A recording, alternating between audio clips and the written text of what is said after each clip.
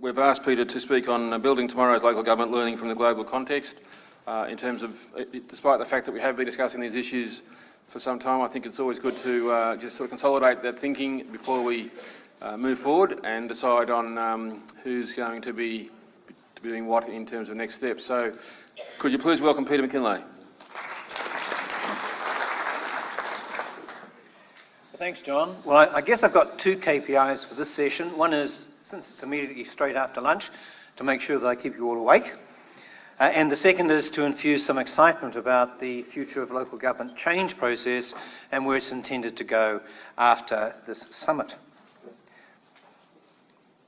It began in 2005, as John said. It came out with a vision of local government facilitates the building of strong and successful communities. And that's a theme that's remained with the FOLG process, that the purpose of local government is not a thing in itself, it's the outcomes that you deliver for the communities on whose behalf you work. Over successive FOLGs, we've debated a very wide range of trends locally, nationally and internationally, from globalisation to climate change, transition towns, you name it, it's been on the agenda.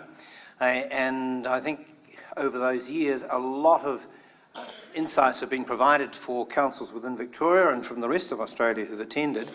But we've moved to the point we've come to this FOLG with a commitment to set and act on a new direction for local government, a sense that not just as we thought in the first FOLG that local government's time has come, but a growing sense it's not only come, but it's time for local government to act in order to protect its and enhance its position, that there are forces gathering such that if local government doesn't actively take responsibility for its future, then others will do it instead. Four things that I've been asked to cover: a preferred future role for local government, likely benefits, some broad strategies, and some concluding thoughts. And I'm going to start with what might look a rather odd proposition, that we should ask the question, what do we mean by local government? And I find that often conversations with people about local government are actually people talking past each other because they have very different understandings of what local government is about. Not really surprising when you think about it. It's a very diverse sector. It ranges from very small councils to enormous mega councils. But I think it's useful to distinguish three separate, albeit overlapping roles. Metropolitan governance, how the governance arrangements for large metropolitan areas are managed. What I call district or service delivery, the standard council, what most councils most of the time are involved with. And community governance, the issue of how neighbourhoods, communities of interest, etc., address their governance concerns. And I want to start with some of the global context. That globalisation, in a way, is a common driver behind what's happening with all of these. First, the rise of cities, especially metropolitan centres. In 2007, the population worldwide living in cities passed 50% for the first time. In about 2050, the UN expects it to reach 70%. Cities are growing remorselessly. They're pulling in populations from surrounding areas, from hundreds, if not thousands of miles in some instances. They are the places to be. They reflect a reality that probably surprises most of us who in the late 90s, early 2000s thought that the rise of the internet was going to mean the end of the problem of distance, that people could live and work wherever they chose because they could communicate effectively across the net and there was no longer any need to be close. What's actually happened is that increasingly, particularly multinational enterprises, come to realise that the cost of transporting physical things has dropped. But the cost in terms of the high skill, the intellectual, the knowledge-working, creative type of activity has actually increased in terms of transport. And that the wonderful idea of the long distance but face-to-face because you could use video conferencing or whatever doesn't actually work. There's a growing recognition now that face-to-face is increasingly important. And if you look at the work of economic geographers on what's happening with the growth of cities, it's around saying that place is ever more important. That the cities that are really succeeding are in the 2 to 5 million range. They're pulling in substantial numbers of people. They've got good connectivity, particularly through airports which have strong international connection, because people, when they need to meet, they need to get there quickly at least cost. And it's best if they're there already. So an amazing impact, and one that wasn't expected 10 years ago. So it's really saying that this is the age of the city, and the trends are beyond the control of any national or state government. It's driven by the way the world economy is functioning. One of the consequences of this is a growing pressure on the tradable sector. Most of us know that Australia has what's usually referred to as a two-track economy. The high Australian dollar is making it extremely hard for the manufacturing sector, for the services sector to compete internationally.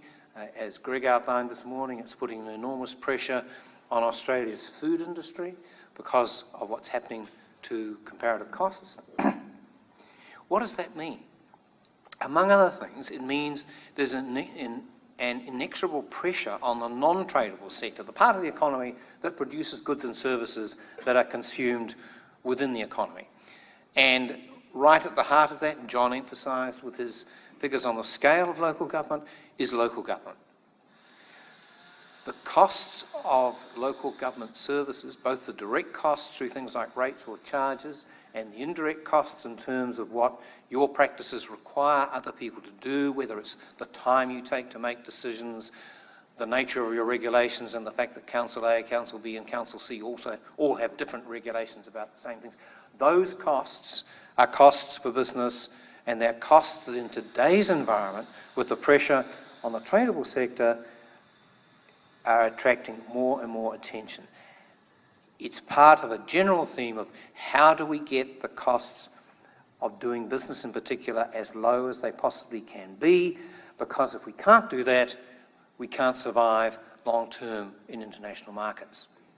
So the drivers for change, you mightn't see them every day, are getting stronger and stronger. There's a real need for local government to understand it's in an environment where the idea of doing things at least cost is moving beyond being, gee, that's a nice idea and we'll get round to it, to being something that, for many of your major stakeholders, is an absolute necessity. Globalisation is also driving something else, what in the jargon has been referred to as globalisation. The more international we become, the more exposed, the more in a sense that people also become attached to place. And the place is not the large council unit they live in, the place is the neighbourhood or the community. And the issue for them is how do they have a say in the decisions that affect that place. I'll just finish on that note by saying that there's a lot of evidence coming through now that the demands that people are making of councils is not so much, I want to help elect the councillor. It's much more, I need to be part of that decision making. So that's one of the things that accounts for declining turnout in local government elections, because voting for a council is less and less relevant as compared with being able to have the discussion with the council about what they're doing down your street to the local park, the way they're reshaping the local shopping centre, or whatever it might be. Metropolitan governance. This came through as a theme in the 1990s. It's had quite a major impact on local government restructuring and will continue to do so. At the turn of the century, the creation of the Greater London Authority, a Labour government in the UK which thought that cities really mattered, and their flagship policy was to restore whole of London governance to London, which they did, and they did it well with the choice of an elected executive mayor as a model, with some checks and balances beneath that. Toronto, Ottawa, Montreal restructured in Canada, much less effectively for a variety of reasons.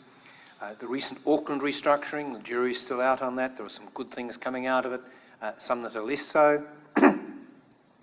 One of my issues with Auckland is the creation of a single council rather than saying, let's have bodies that focus on the different levels of decision making.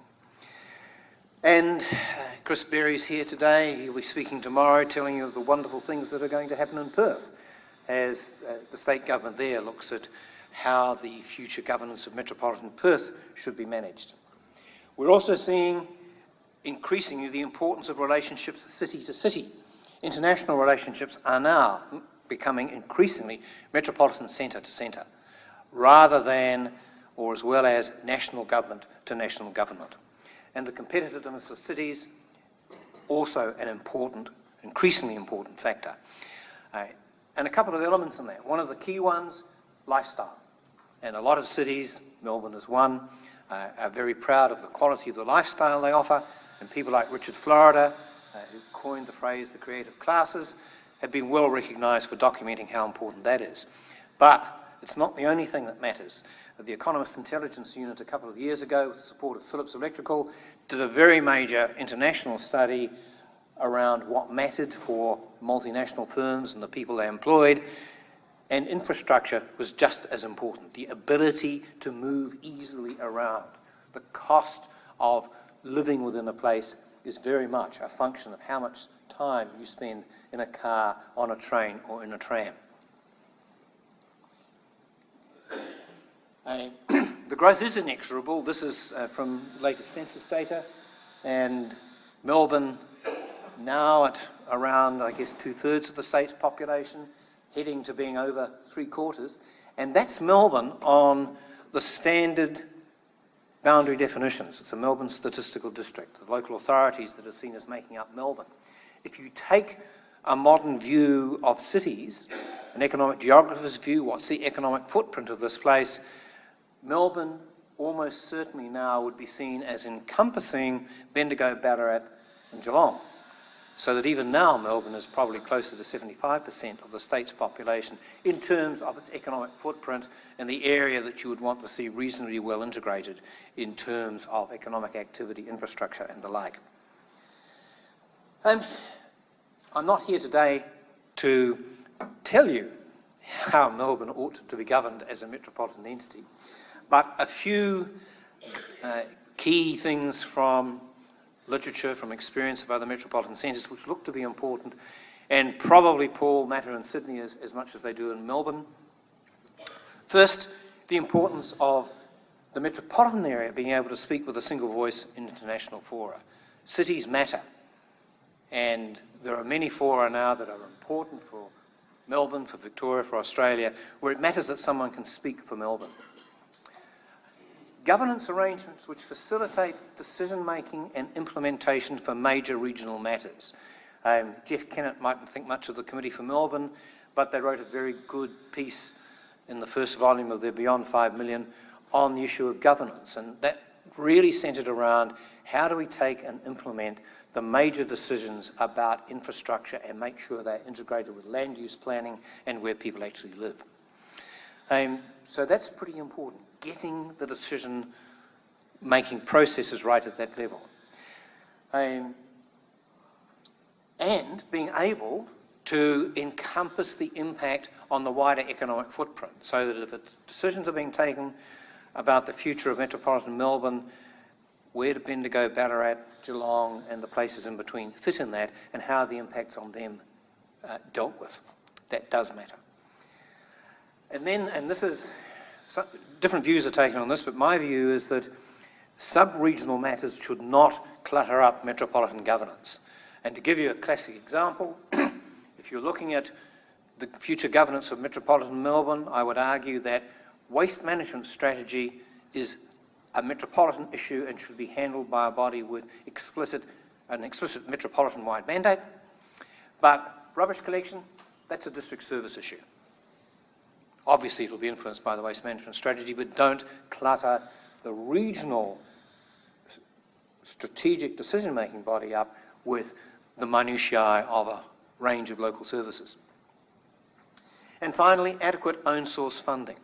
And this is going to mean looking for different and new sources of funding. In roading and transport, for example, it might mean moving, as Ron Eddington recommended for the UK, 24/7 pricing on all roads. And the technology is now available for that. But the political will probably isn't. It could mean using the equivalent of a French tax, the versement transport, which is used at a regional level in France to fund regional transport. And it's a payroll tax. And the logic of it is that much public passenger transport in metropolitan centres is driven by journeys to work, so why not use a tax which is based on payroll? Not sure what the reaction would be here, but those kinds of things are going to be important and will need to be explored. The Standard or Service Delivery Council, my first point, it's the relationship most people experience, and it's not well understood. Very few people actually know what their councils are responsible for. I think most people assume that, like rain from the sky, a lot of the services which councils provide are somehow just there. It's roads, it's parks, it's libraries, it's art galleries, it's a whole host of things. We just don't know. The typical council rates bill is usually a lot less than the typical electricity bill. But people get much more upset about rates. I think it's partly because councils don't tell their stories, and I'll come to that shortly. That standard structure had a relatively charmed life until the late 1980s and the early 1990s. Because we lived in a relatively protected environment. There was no pressure for change, and so things were basically left as they were. Then we got the 1990s. It was partly a function of a worldwide refocus on the efficiency of the public sector, and the view that there were gains through amalgamating councils. The evidence was at best mixed. The leading academic in North America firmly believes that amalgamation is a failed 19th century ideology, and that there are far better ways, always have been better ways of doing things. Anyway, that's the restructuring impact, and you can see it in Victoria, you can see it in Tasmania, you can see it in the Northern Territory, South Australia, and in Queensland.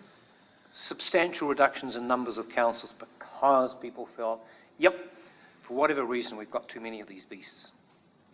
The most recent one, the Queensland one, which Jeff panned a bit this morning because it didn't reduce costs, quite explicitly, the Reform Commission there took the view it wasn't about reducing costs.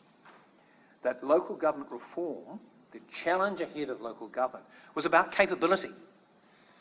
And a view that in today's complex environment, and the nature of the things which local governments handle now is far more technically complex and often politically and socially difficult than 25, 30 years ago, that the real need is to be able to attract and retain staff with the needed skills and competencies. And if you look at the way they restructured Queensland, their view clearly was that to be reasonably viable in this sense, to have requisite capability, you were looking at 250, 300,000 as a minimum, which obviously, of course, doesn't fit much of Australia, even if you thought it was a good idea. A different approach in New South Wales, Destination 2036, is very clearly taking the view that one size doesn't fit all, and that particularly, I suspect, rural and regional councils need a different approach from metropolitan. There's a renewed emphasis on collaboration to reduce costs. And as I said earlier, this is not just the actual bills you send people, it's the way what you do affects the cost of what they do. The Ernst & Young report for Regional Development Australia, Strong Foundations for Sustainable Infrastructure. Look at this recommendation, read it carefully, read the report. Encouraging the Australian government to work with other jurisdictions to create formal regional structures with responsibility for delivering and financing infrastructure investments. The report's reasonably complimentary about things like regional organisations of councils and what they've been able to do in advocacy. What it's saying is we need something that can move to the next stage and actually can own and manage infrastructure. Why? Because of the capability issue, because of the costs inherent in infrastructure management. So they're saying there's got to be a different way of doing things, and they're saying it to the person who's got the main checkbook. Then a different approach. The Productivity Commission's recent draft report looking at the role of local government as a regulator, very much focused on the cost, particularly to business, of the fact that so many councils have different systems, different specifications, different regulations for essentially the same things, where the only reason for the difference is that Council A developed its own systems internally, using what it thought was best practice. Council B did the same, Council C did the same.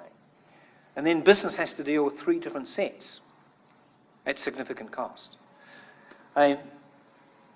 Those reflect the growing concern about the need for costs within the economy to be reduced as far as reasonably possible.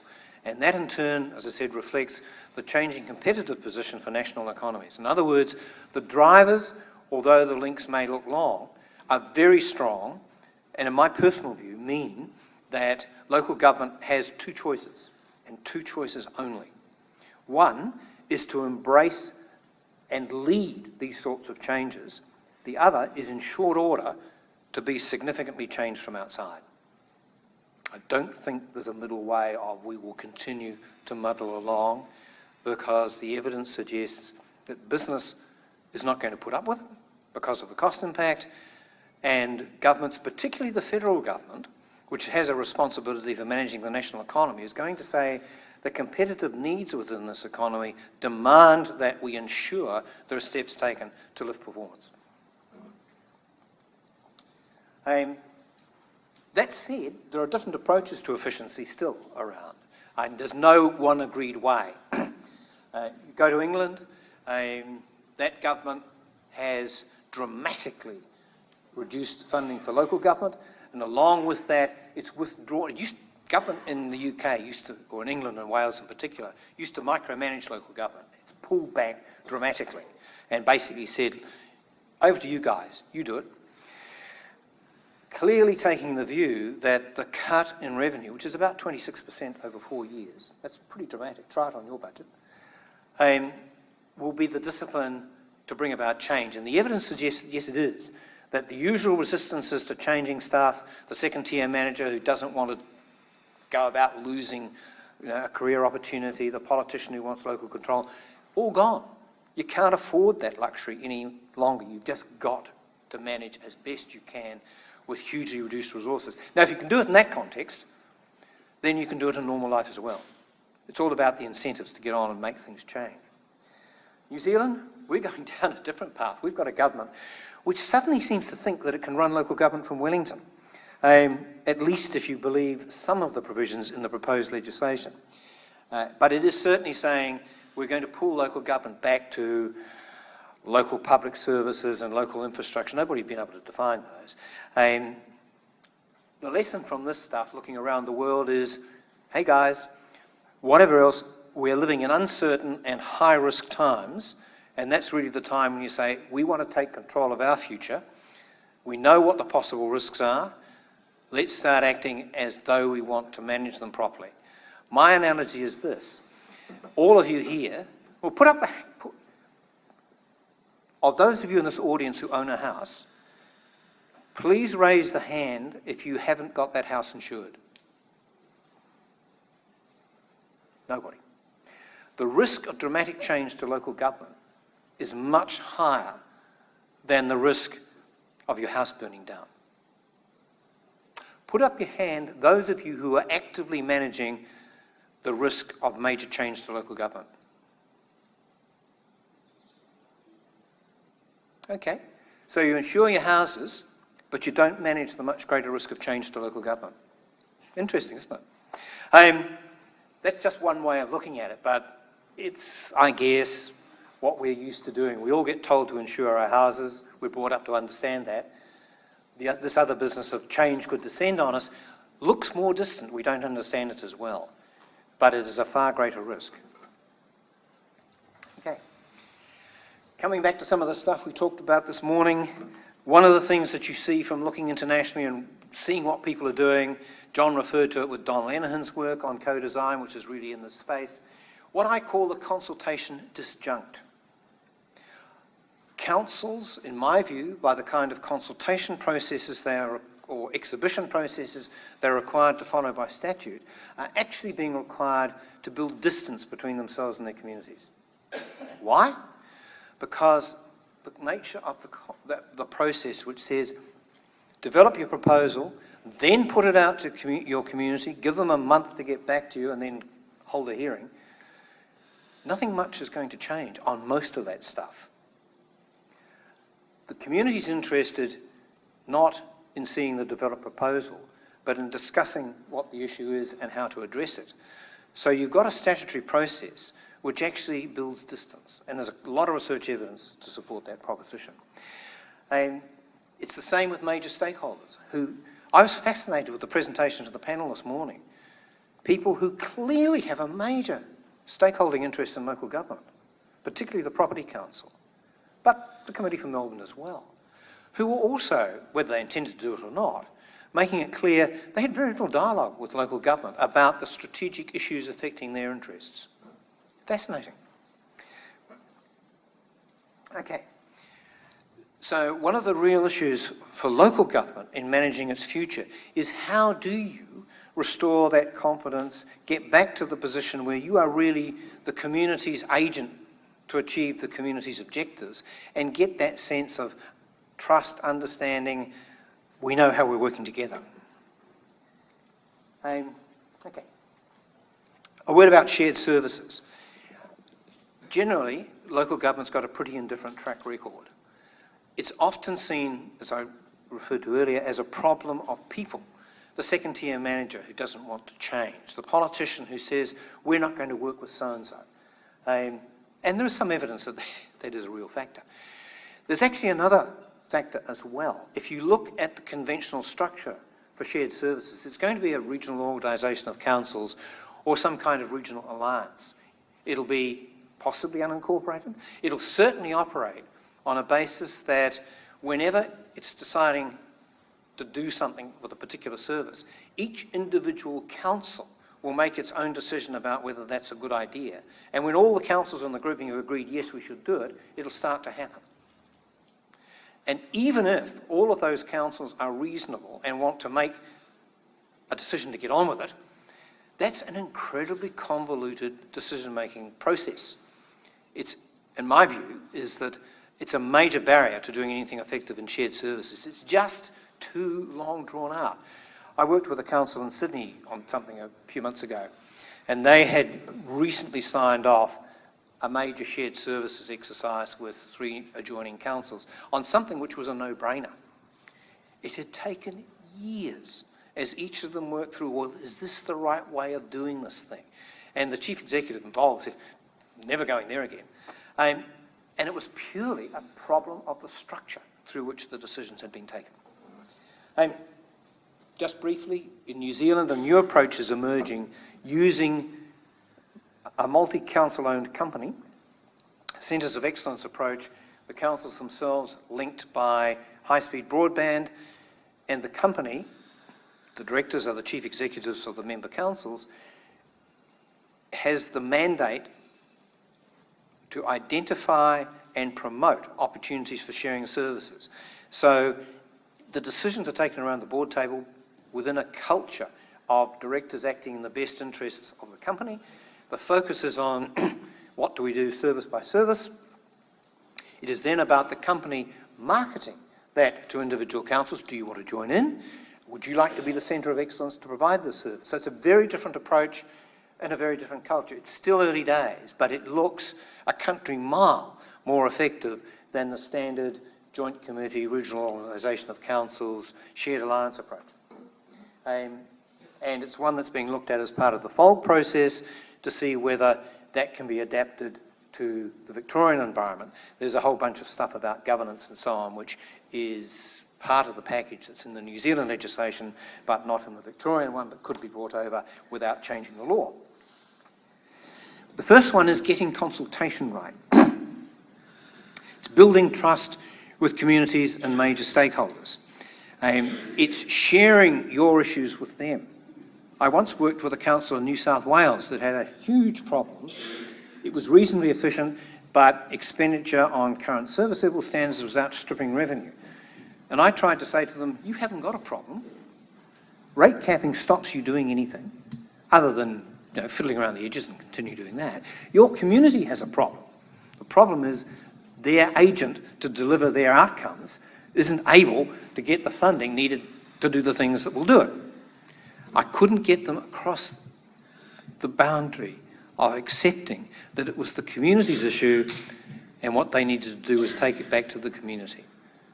it would appear when they came out with their next, in their case, community strategic plan and financial projections. But that's not the way to do it. Not if you want to get people on board and have them understand why they can't have an ambulance on every corner or whatever it is. I have to say, another New South Wales example, the city of Waverley wanted to get an exemption from rate capping, which now is administered by the Independent Pricing and Regulatory Tribunal, which has set out some criteria if you want to get over the rate cap. And one of the requirements is that you demonstrate your community is supportive. Waverley was able to go to IPART and say, look, we've done the hard yards, we've worked with our community, we've shared the issues, we've run the scenarios. They will support a rates increase of 10% for 7 years in succession, because the council had shared the story. Something that we don't do, but something that's absolutely critical if you want to get that support. And believe it or not, as that example illustrates, if you go out, you put your cards on the table, usually your communities are going to be supportive. They're at their worst and give you the toughest time when they don't know what's happening. Okay. So demonstrating you're in business to meet the needs of your communities and your stakeholders. You've taken on board the kind of thing the Ernst & Young report and the Productivity Commission were saying, and you're looking to see what you can do about it. I don't pretend it's easy, of course, because most councils have strong legacy investments in systems that aren't compatible, so there are huge problems of transformation. But nonetheless, starting the journey is important. Carry it through in shared services. I adopt a term I call the indifference principle. That when you're looking at how a service is provided, whether it's a back office service, HR, payroll, rates administration, or a customer-facing service, the main issue should be what means of delivering the service gives the community the best value. Not, we start with the proposition that we do it in-house. Sounds radical? There are 500 councils in the United States that belong to something called the Contract Cities movement. And they are literally that. They value local government, local democracy, the ability to remain small and make their own decisions over in-housing stuff. And most of those organisations have a single employee who's a purchasing manager in essence. They buy in their services from other councils, from the third sector, from the private sector. Their focus is best value at least cost to meet the service standards our communities want. We don't care who does it. The critical thing is the impact on the community. Oops. Now a bit about community governance, and this really pulls it together. It's relatively new. Come on. And it's very exciting. Councils in different ways working to support the interest people have in sharing in the decisions which affect the places where they live. And it's recognising the changing demand. I referred earlier to some of the things that are taking place with residents saying, look, we really want to be involved in the decisions that affect us. A couple of councils in Sydney that I had something to do with got very surprised when their annual customer satisfaction survey showed that the things their people most wanted were access to council information and the ability to share in decisions. They'd expected it to be things like roads and other services. No, it was, I want to be part of this. And it's a way of building support, building trust. It's extremely powerful in support of councils. Sometimes councils find that difficult, but if you're in the business of local democracy, then the voice of the community, particularly where you can work with it in a sensible way, is incredibly important. It's challenging, but there's huge potential to underpin local government's critical role. And there's another thing as well, which is a marketing tool for you talking to other tiers of government. There's growing evidence that if higher tiers of government want to get the best bang for the buck in the services they fund, major social services, in terms of effectiveness and appropriateness of delivery, they actually need partnerships at a local level because they do not have the local knowledge, the local networks and information to tell them how to do things best. John referred to it this morning with DHS and the community feedback in the co-design workshops around you guys aren't doing it right because in our place it's like this. And that's one of the real strengths of a community governance approach. It gives you an understanding of what's happening and therefore how to do things best. And that's something that, in my view, is a powerful tool for local government in saying to other tiers of government, you really need us. And you need us to be positioned to be able to understand our community. So don't pull us back too far from them. Benefits from a new approach. And first, the sorts of things I've talked about should build real support from communities and key stakeholders. You want people like the Property Council to think you're doing a great job. You want people like the food industry to say, these guys are actually doing the stuff around infrastructure as well as we can expect. And Greg made it quite clear he's aware of the funding limitations local government has. And it's important to recall that most of the local government restructurings of recent years have been the direct result of lobbying by dissatisfied stakeholders. The business group you turn away because you think, yeah, they're just out to make a buck, is the same group that has dinner with the minister and says, this lot can't get their act together. You've got to do something. And what happens? Bang. And Queensland was the most recent example where the Queensland local government sector clearly thought it had a nice ongoing partnership with state government about how to restructure local government through the Size, Shape and Sustainability program. And overnight, the Queensland government got fed up with delay. These people weren't doing it. It was getting pressure from stakeholders. You get the Local Government Reform Commission and local government restructuring. That is the almost inevitable outcome of not picking up on these opportunities. Applying the indifference principle is a great way of saying to people, look, we're not about patch protection. We are about giving the best that we can give. Even if you then have to say, but we've actually got this legacy system in place there's so much invested in it, the cost of change is so great that it's going to be fairly tough to handle that particular one. And finally, a community governance approach right at the heart of what really is local government's primary role, building strong and successful communities. So, some strategies for this. Each council will have its own priorities, but rebuilding confidence is a sector-wide challenge and should be picked up by the sector. It means collective action and the ability to work for the greater good. The idea of we do it our way, it's attractive at times, but it has that effect about it. I heard a lot of talk this morning about vested interests. I'm naive enough to believe that most vested interests can see a hangman's noose coming their way when it's that close. So it's an issue, but this has to be the focus. It's about setting joint goals to raise the standing of local government and committing to achieving them. And it is about asking what your communities and stakeholders want. And it's going to be effective engagement, which is going to be very different from the statutory consultation and exhibition you're used to. Many of you, of course, are doing other things as well. And I have to recognise that there's been some great stuff done by Victorian councils. Services that match needs, least cost, a centres of excellence approach. It's a great way of building capability, particularly for rural and regional councils. You're faced with a problem that you're beneath critical mass in everything you do, but if you're able to work collaboratively with a group of councils, and I particularly commend the council-owned company approach, you can overcome a lot of those capability issues. Not all of them, but you make a great deal of progress. Some concluding thoughts. Change in local government is often plagued by complexity because you do so much, and so much of it is technical. And it's very easy to have someone who's particularly focused on preserving some endangered species somewhere as the critical role. Whoops, that's fine.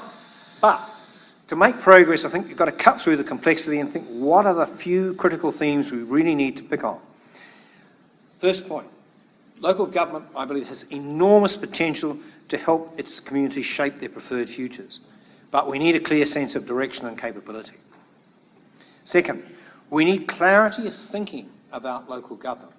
I go back to what I said about the differences between metropolitan governance, district or service delivery, and community governance. Now, other people may shape it differently, but essentially you need to have a clear understanding of the drivers of the different components that make up the local government empire. Next, it faces a high-risk environment with demands to lift performance. What that requires is a clear, determined and well-supported strategy.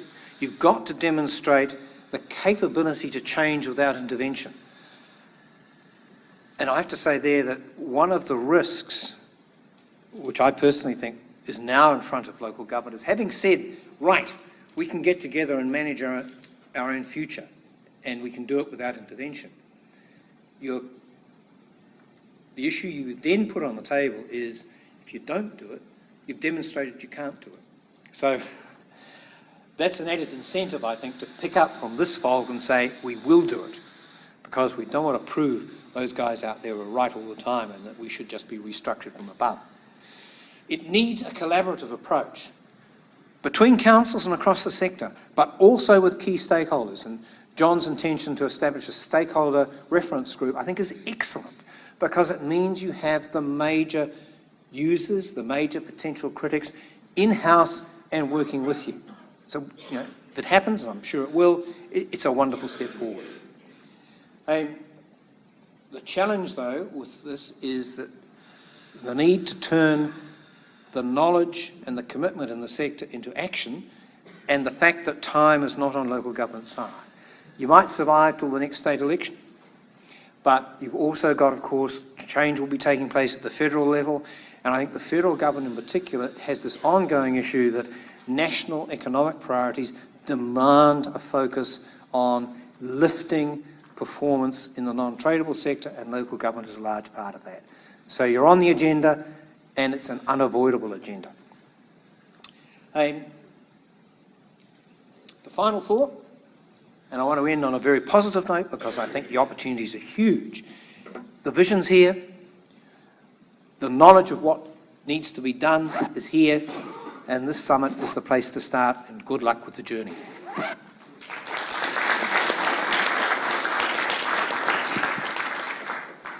Questions for Peter, please. David?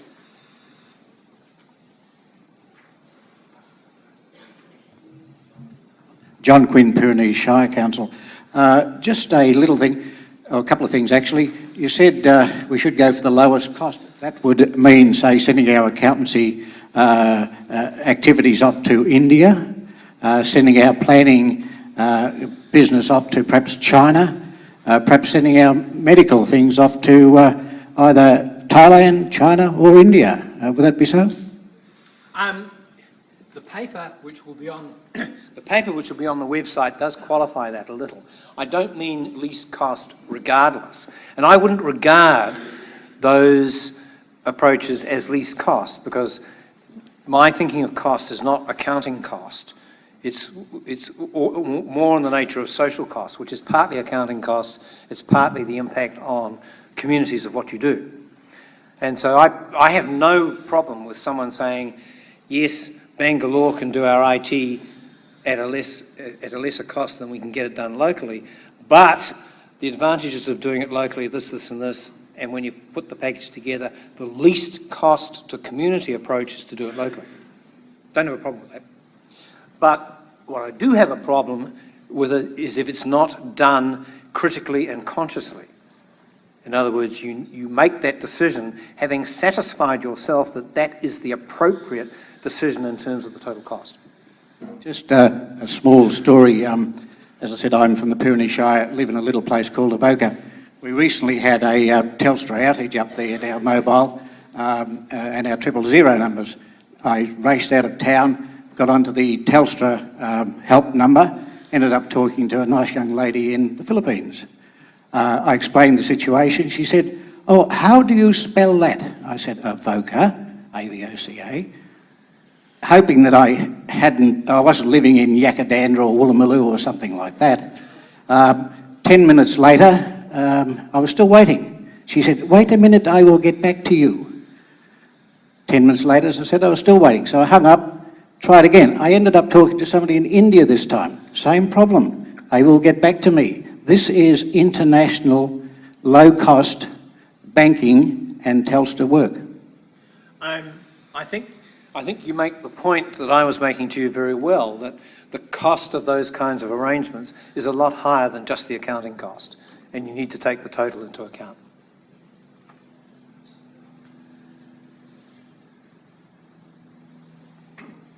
Peter Ray Hooper from York in Western Australia. With the structural reform process and what you're espousing, have you got a simple definition of the role or the future of local government?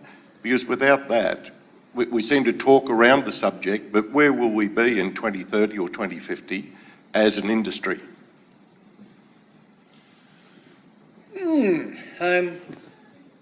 I'd like there to be a simple definition. I'm not sure there is, but there are a number of different things that you can pull together in looking at that. One is what the Europeans actually talk about, which is subsidiarity, and that is that decisions should be taken at the lowest possible level.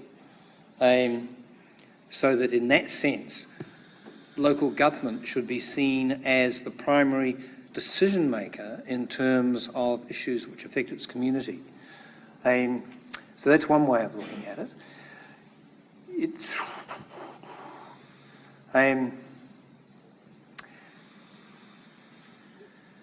the second, I guess I tend to see local government, in my terms, I think of it as the soft infrastructure to enable communities to achieve the outcomes they want, which is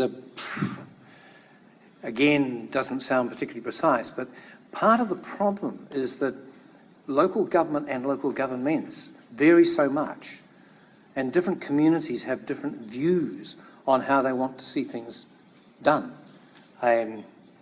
You see less of it here than, say, in a jurisdiction like the United States, where you get councils that range from very little involvement in their communities at all because they have a community which sees them essentially as a provider of a few basic services, to councils which are all-encompassing in terms of what they do because the community will differs. So I think it's very hard to say, yes, we can define this beast and we know we've pinned it down, other than by saying that we know a few things. One is that communities need ways of being able to take collective decisions. A second is that we collectively need the mechanisms for delivering services around which we want to make local choices. That's a reflection of the first. But when I read the literature that tries to get into this kind of definition, you get a sense of enormous complexity. A friend of mine in the UK was engaged by their Boundaries Commission to do some work really on defining community of interest. And he cited a number of references, one of which, for example, found 99 different definitions of community. So when you speak about local government as the agent for the community to help the community achieve the outcomes it wants, you haven't really solved the problem. So it's pretty hard to find a definition that doesn't fall back on saying it's what the Local Government Act says it is, or it's, But for me, the essence is it's about the decision-making processes that are closest to the places where people live. And by decision-making processes, I mean ones which require an element of statutory power to implement. That make sense?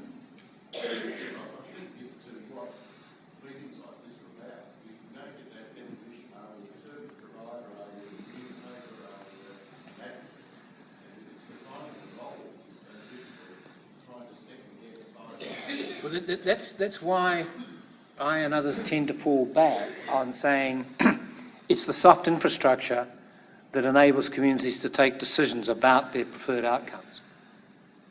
Because that does actually encompass all that mix. The problem that you're dealing with is that the things that different communities will want done by something called local government are so immense.